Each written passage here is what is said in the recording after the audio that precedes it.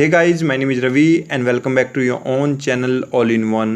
Guys, इस video में मैं आपसे शेयर कर रहा हूँ एक बहुत ही इंपॉर्टेंट सर्कुलेशन जो कि मिनिस्ट्री ऑफ फाइनेंस के द्वारा इशू किया गया है।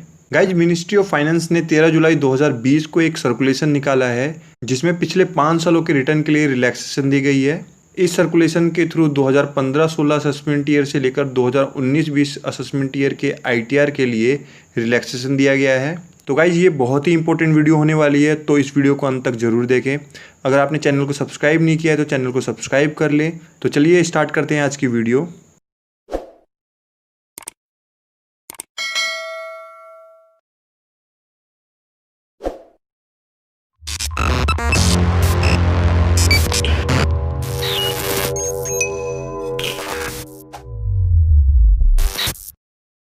गाइज, इस सर्कुलेशन की डाउनलोड लिंक मैं वीडियो की डिस्क्रिप्शन में डाल रहा हूँ। अगर आप भी इस सर्कुलेशन को डाउनलोड करना चाहते हैं तो आप वीडियो की डिस्क्रिप्शन में जाकर इजीली डाउनलोड कर सकते हैं। गाइज, गवर्नमेंट ने अनाउंस किया one time relaxation scheme for the verification of tax return. तो गाइज, अगर आपने इन 5 साल जो कि हैं असेसमेंट ईयर 2015-16, 16-17, 17-18, 18-19 और 19-20 की रिटर्न को वेरीफाई नहीं किया है तो आप इन रिटर्न को अभी वेरीफाई कर सकते हैं। गवर्नमेंट ने ई-वेरिफिकेशन के लिए विंडो ओपन कर दी है फॉर द असेसमेंट ईयर 2015-16 से लेकर 2019-20 तक।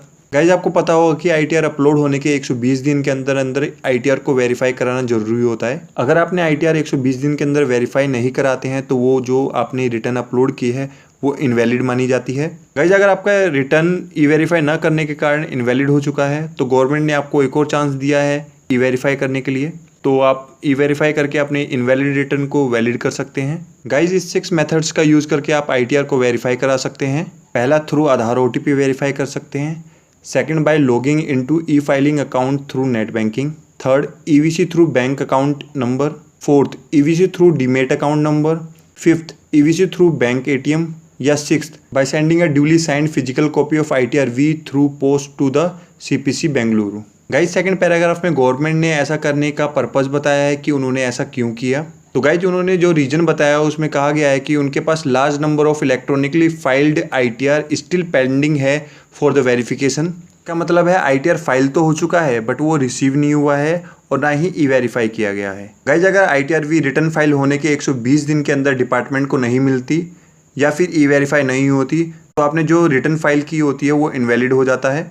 बट अब गवर्नमेंट ने इतनी huge number of pending verifications को देखते हुए वन टाइम रिलैक्सेशन दिए है।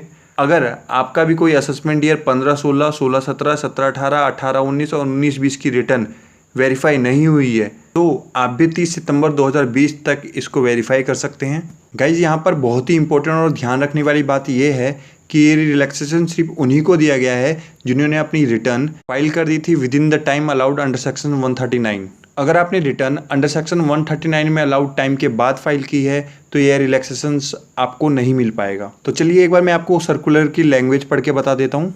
तो यहाँ पर लिखा है, in case of return of assessment year 2015-16, 16-17, 17-18, 18-19 and 19-20 which were uploaded electronically by the taxpayer within the time allowed under sections 139 of the Act and which have remained incomplete due to non-submission of ITR-V form for verification, hereby permit verifications of such return either by sending a duly signed physically copy of ITR-V to CPC Bengaluru through speed post or through CPC or OTP modes as listed in para 1 above.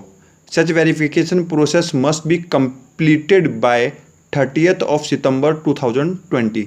That means या तो आप return को ई-वेरीफाई कर सकते हैं या आप CPC Bengaluru भेज सकते हैं। तो आप इसको कब तक भेज सकते हैं? आप भेज सकते हैं बाय 30th of September 2020। तो अब आपको 30 सितंबर 2020 तक का टाइम मिल गया है अपनी रिटर्न ई-वेरीफाई कराने के लिए। तो गाइज, 5th पैराग्राफ में बताया गया है कि अगर आप इन रिटर्न को वेरीफाई करवा देते हैं तो जो आपको इंटीमेशन इशू होगा उसका भी यहाँ पर टाइम दे दिया गया है। तो इसमें कहा गया है कि आपको जो 31 दिसंबर 2020 तक आपका जो रिटर्न है वो प्रोसेस हो जाएगा। और अगर आपका रिटर्न का केस होगा तो while determining the interest provision of section 244A subsection 2 applicable किया जाएगा। तो गाइज, अगर आपका असेसमेंट ईयर 2015-16, 16-17, 17-18, 18-19, 19-20 का कोई भी रिटर्न सबमिट नहीं हुआ है या ई-वेरीफाई करना पेंडिंग है तो आपके पास 30 सितंबर 2020 तक का टाइम है। आप उस रिटर्न को ई-वेरीफाई करवा सकते हैं या फिर आप CPC बेंगलुरु भेज सकते हैं। तो अगर आप ऐसा कर देते हैं तो आपका जो इनवैलिड रिटर्न होगा वो वैलिड हो जाएगा आफ्टर प्रोसेसिंग। तो गाइज अगर आपका भी कोई रिटर्न पेंडिंग है वेरिफिकेशन के लिए तो आप उसको 30 सितंबर 2020 से पहले जरूर वेरीफाई करवा ले, क्योंकि ऐसा मौका गवर्नमेंट बार बार नहीं देने वाली। तो गाइज आपको वीडियो कैसी लगी, वीडियो पसंद आए तो वीडियो को लाइक करें, कमेंट करें और शेयर कर दें। और अगर आपने चैनल को अभी तक सब्सक्राइब नहीं किया है तो चैनल को सब्सक्राइब कर दें और ये साथ में नोटिफिकेशन बेल आइकन को दबाना ना भूलें। बहुत जल्द मिलेंगे अपनी नेक्स्ट वीडियो में, तब तक के लिए thank you so much, bye bye.